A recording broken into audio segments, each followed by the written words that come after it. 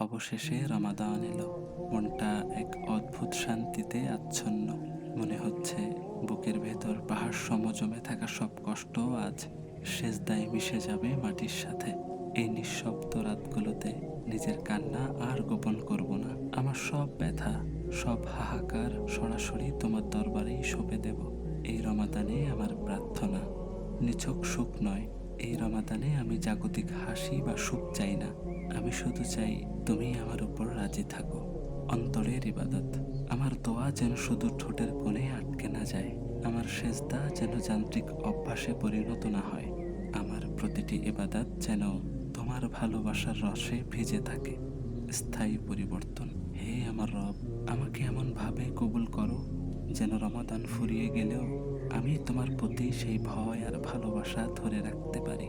হে আল্লাহ, আমাকে তোমার সন্তুষ্টি অর্জনের তৌফিক দাও এবং আমাকে তোমার একজন প্রিয় বান্দা হিসাবে গড়ে তোলো।